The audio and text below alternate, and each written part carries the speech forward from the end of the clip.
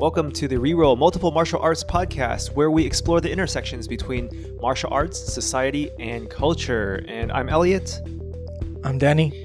And today we want to talk about the way people who train approach situations. So there are those who can fight, but freeze in the situation and don't have the will to fight. Those who can fight, but know better to not fight. And those who can fight and engage in fighting, they do fight. So, Danny, can you break this down for us, please? Starting with those who can fight but do not have the will to fight.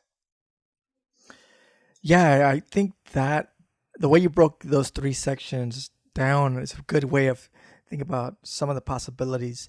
I find that maybe it helps a little bit to think about how we have this rhetoric or the statement that I grew up with. I don't know if you grew up with it, the fight or flight response. Yes. And then some people have gone further and says, like, it's not just fight or flight, there's also freeze. So you don't run away, you don't fight, but you froze, right? So I think the first thing is that this kind of sounds like it's like that, but a little bit harder, because one of the things that happens here when we talk about martial arts is that we have been training supposedly to fight. And then there's a moment when your training is there, but your mindset or your emotional set is not there, and you can't fight. Calling it freezing might be a good start, but there's probably something else there that kind of says what happens to people when they have been training for such a long time, and maybe in the gym they are actually very skilled, but they encounter a moment where all that skill set is inaccessible. You may be called a punk, a scaredy cat by your peers because they see you just like, boom, you got slapped and you didn't do anything. And you could have slapped back. Maybe the person who slapped you was even smaller than you and wasn't even trained in the skill set that you have. Why didn't you fight back? Those are the type of spots that I think we can start talking about. So I'd like to hear your thoughts on that. Like, how do you acknowledge that scenario? What comes to mind in your conversation? I mean, sometimes I think about if the person is frozen in the situation, I think maybe they're thinking too much, thinking about if the other party has a weapon. But see, okay, I want to distinguish between those who freeze in the fight or don't have the will to fight and those who know better not to fight. Because, there's a lot of times in a situation, I'm thinking, if I was in a situation, I think, does the other party have a weapon? Do they have, other people who are just going to show up out of nowhere? And I think about, consequences, like potential, having to deal with the legal system and other things like that, and lawsuits, and so those are some of the things that I think about, but I'm not sure what causes someone to freeze up. I mean, it's, or deer in the headlights or something like that. I mean, do you have a psychological analysis? My take is this, like the scenario that you described of having these assessments of like, does the person have a weapon?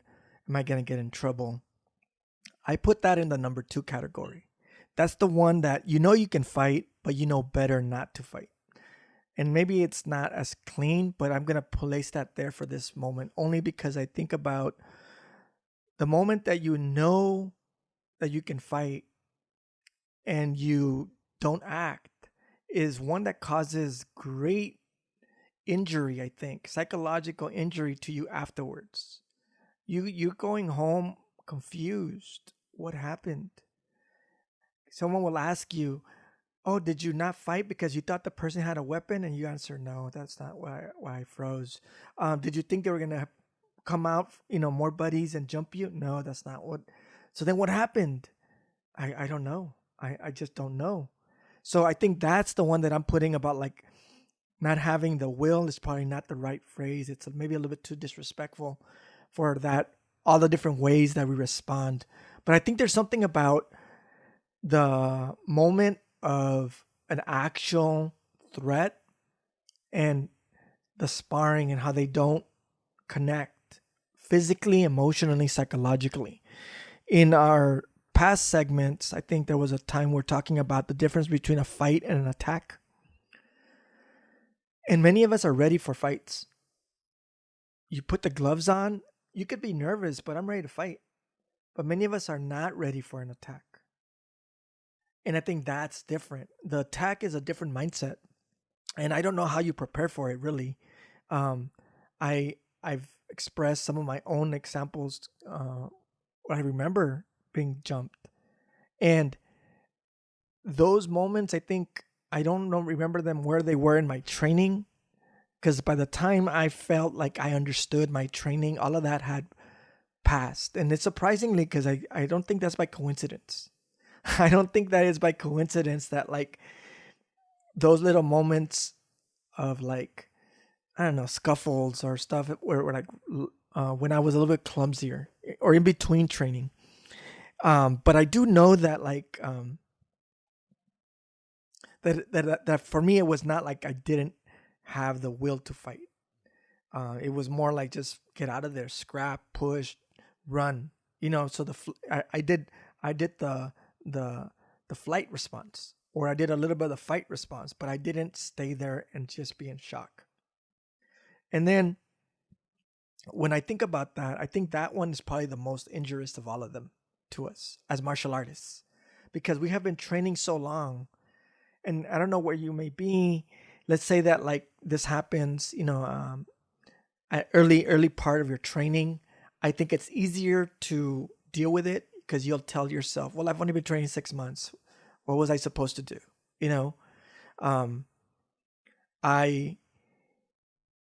think it's harder if you've been training and you have a black belt and then you realize, whoa, I wasn't able to do anything. Like that's got to be really injurious. And reflecting to my own past, I don't think I had that moment ever. I had one that I think I'm a place in the like knowing better not to fight. And I still like it burns, like it's a real burn because it's like you second guess it, but I didn't freeze. I just knew that I had to like not fight on that day or that moment. But I was thinking about this part about like the difference, and I think the not having the will is probably the hardest one because I don't know how you can recover going back to the gym knowing that you can't explain it, but you just couldn't use it. No, it's interesting because, I remember, like, long story short, it's funny, I never talked about this before, but there once was I found myself in a brawl, okay? Two groups of people going at it, and it was scattered throughout the parking lot. And I had to think to myself, okay, I need to be the person to neutralize the situation. And it sounds weird because it's so chaotic. There's so many moving parts. I'm pushing people away from each other and things like that. And because I knew the cops were gonna come, and if I didn't fight, at least I could be somebody who could talk to the cops, because they're gonna come asking people, right? So it's interesting because and there was a guy, I remember, who was like, come on, let's go, and I'm like, dude, I'm chill, and I just had to like squash it. But and this is before I trained too, so that's interesting as well. But it's interesting that the story that you said about freezing in the situation or not knowing how to maneuver within the situation because even though there was formal training, reminds me of the person who does the YouTube channel, My Martial Arts Journey, who ditched, the samurai style of fighting, Aikido, and it started exploring, other forms. And, it is very humbling, and also, man, that's a reality check for lack of better words. And, I do want to explore, the this you know, I mean, both how freezing and knowing better not to fight. And I think your analysis is good, because you know in certain formal styles of training, you need space to move and do certain things. While as hey, what if there was a fight inside a restaurant or a bar? There's no place to move. um it's that's phone booth boxing, um so um yeah, so that's what I'm thinking right now. So but Danny, what about knowing better not to fight? I mean, how do you approach that? You think, is that the smartest way to go about it in a public place? Well, I think it depends the context, because the first one, like knowing you can fight but you don't have the will to fight, and there's got to be a better way. You froze, you're scared, you're traumatized, you're just not there. Is different than being present, and maybe you're in your head actually, and you're itemizing, at this point I shouldn't fight. So I'm gonna share what I reflect on a lot, actually, too much. I'm ashamed or embarrassed. Maybe I'm embarrassed that I think about it so much. But somewhere when I was like 20, 21, I went to a party, and somewhere in the evening, I walk out with my friend to probably, like, I don't know, he wants to probably smoke or something. We walk out of the party, and then we turn around about like a couple minutes later, and there's about 4 guys followed us. And we turn around, it says me, it's 2 of us, it's 4 of them, at least, probably for sure 4, because I remember physically how I looked. And like my friend, I have 2 guys, and my friend has 2 guys. And there might have been someone in the back, and they're just harassing us. And one of the guys is like pretty big, way taller than I am, and heavy. He's in my memory, he's a big dude. One of those guys that look like fat and tall. I'm not fat shaming. I apologize for that. But anyway, he was, at that time, that's how I felt. I was so upset, and I can't get out of there. He's just saying random stuff, and at one point he pushes me, and along with the push is a punch, and he hits me in the forehead, and I just back away, and at that point, I'm just like, oh, I'm about to get jumped by 4 people. But it de-escalates, and the guy's all like, come on, let's go. And he's telling me to fight. And I'm just like, no, like, I'm not. And we're able to get away from there. Like, I'm there with another guy and his girlfriend. So it's 3 men, 1 woman. And so my friend, he has to go back in to get him. Like, I'm telling the dude, like, hey, we're going to leave. And I don't know how it happens, but eventually we're able to kind of leave. And in that day, I keep replaying it. Like, dude, you didn't. I was sure that we were going to get jumped.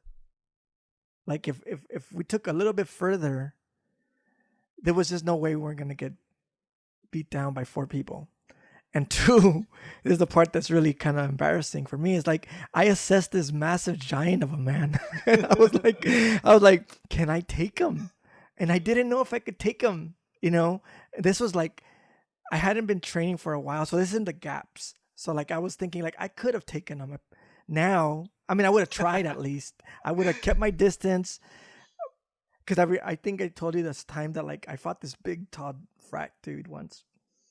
And he kept hitting me in the face every time I got close. So I just, like, for a while I think I broke my foot. I just kept doing these roundhouse kicks to his leg.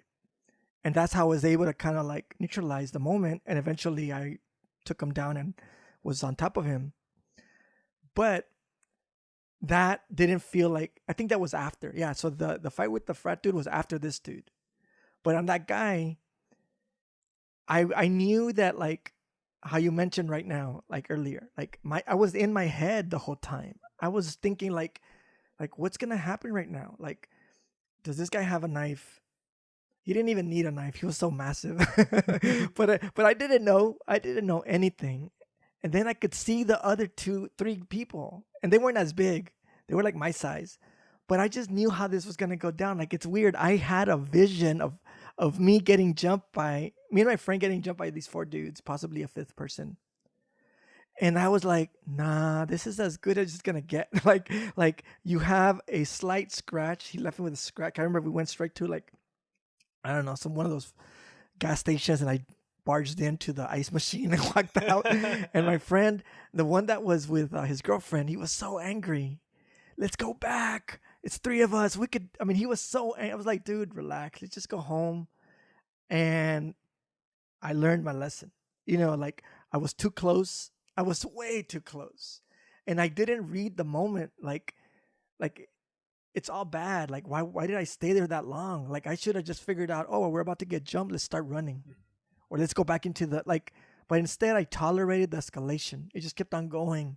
Where people are drunk and fighting verbally, till eventually I got pushed and I got punched, and I just remember that moment as, like, I knew better not to engage in the fight. He wanted to fight me. He kept on saying, "Come on, let's go." He got into the middle of the street, and I was like, "Nah, like, this is what am I doing here?" Like, now I don't know what it would look like if he had attacked me further.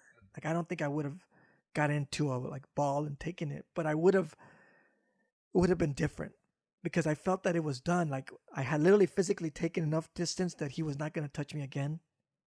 But he was still screaming, and I didn't have a car. The driver was in the party, and my buddy is next to me, and we're trying to figure out, like, how do we get out of here? That's what I mean by knowing better. But if I had frozen and he just started wailing and I didn't do anything, I think that would have been different, because I was in my head the whole time, assessing it. And I think that's what I mean about knowing better.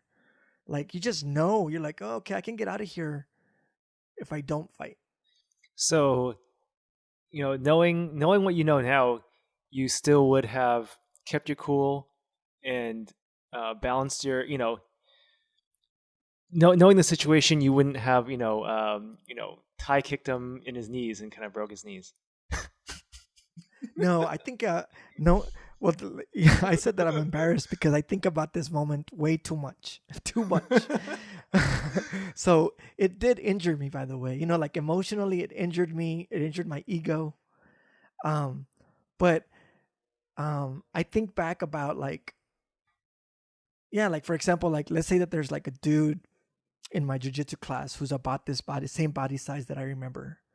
I play it out that way. I was like, okay, this is how it would have gone down.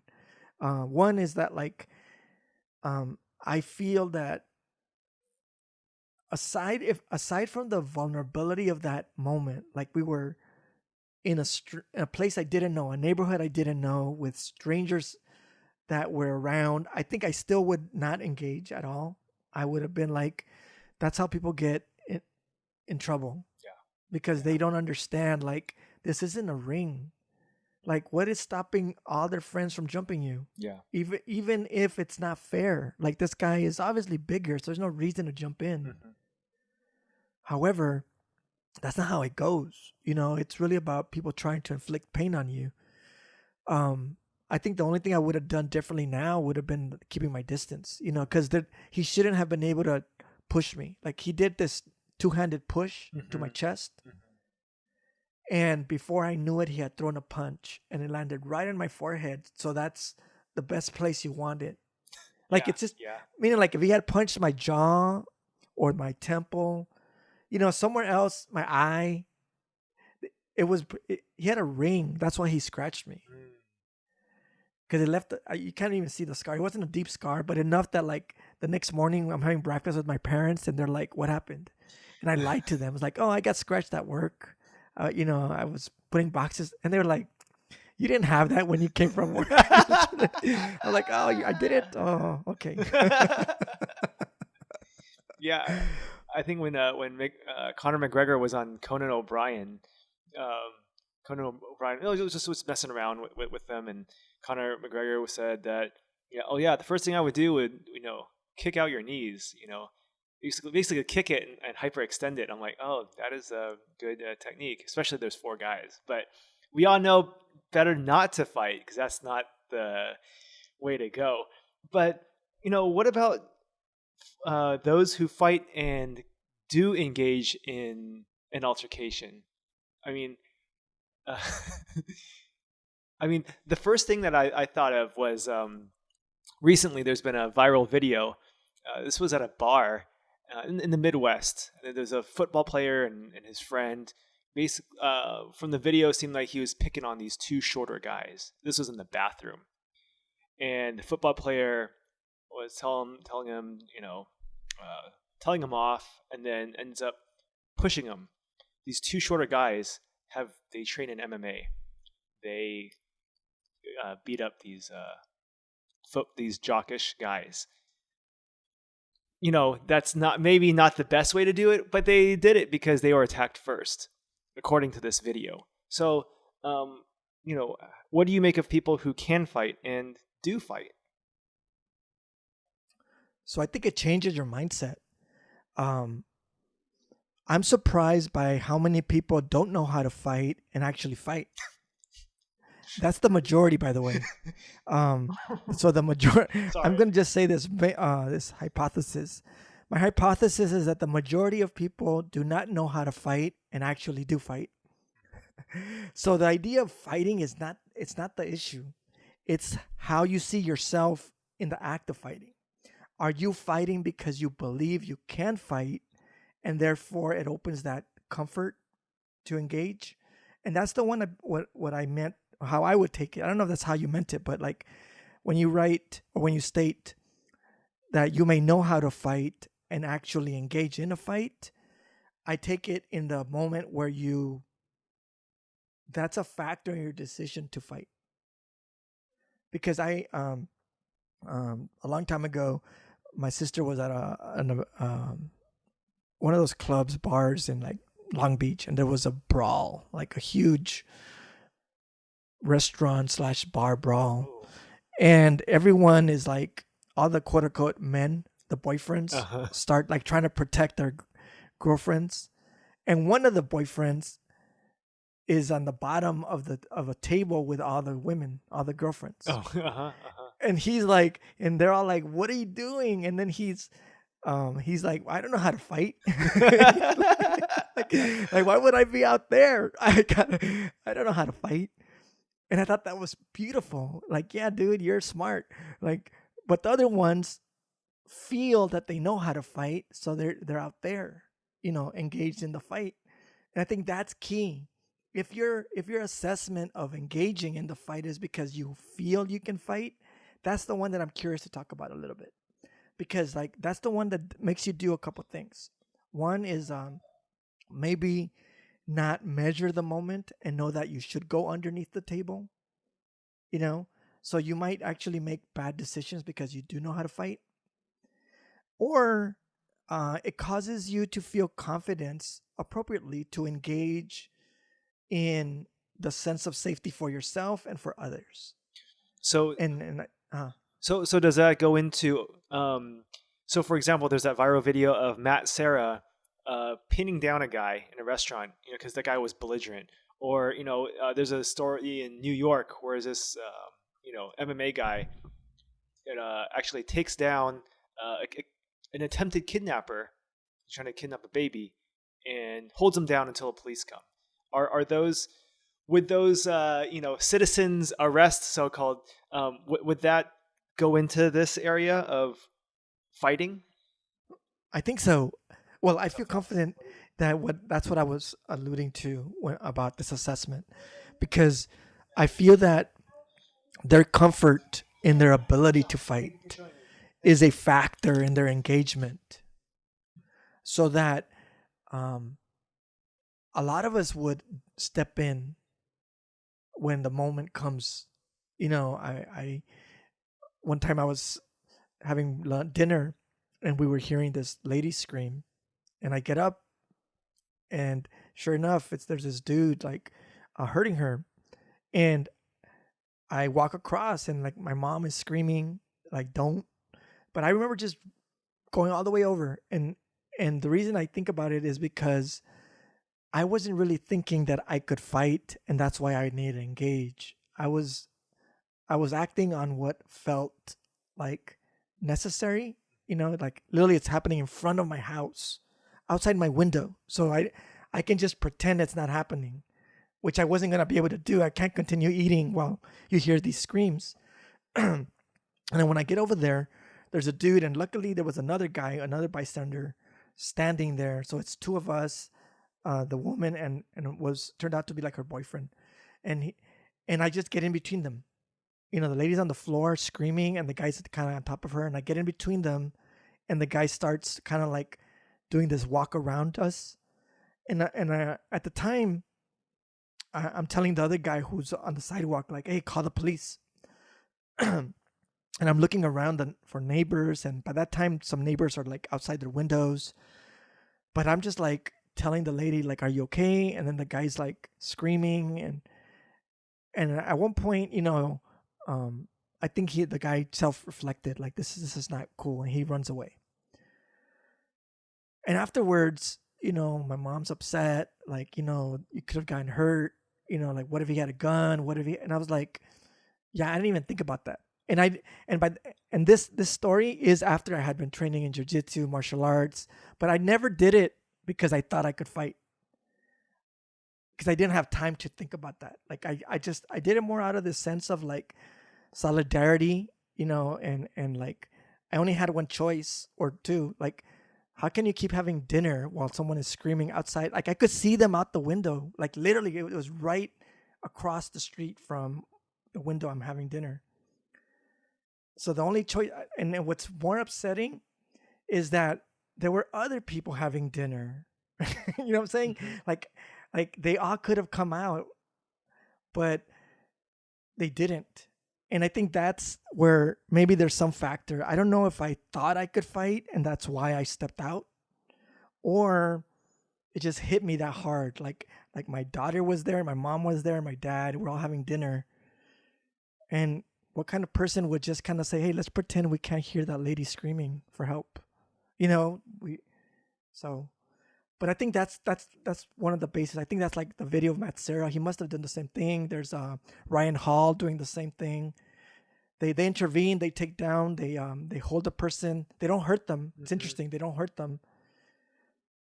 But I think there's something there. There's a level of a control of the variables of insecurity when you believe you can fight. Yeah, I mean that seeing those videos and stuff makes me want to learn jiu-jitsu and grappling more, because being a stand-up, someone's only trained in striking. That's only made to hurt another person. It's not made to neutralize or protect the attacker from themselves or from other people. And I think that's part of it too. So some of these these interviews, it's you're holding the person down, but you don't want. You're also preventing other people from just like a mob mentality attack. I'm not saying people shouldn't. Every situation's different. We shouldn't all go out and try to be a superhero. But yeah, I mean, so wrapping things up though, freezing in a situation and not having the will to fight, knowing better not to fight, and engaging in fighting.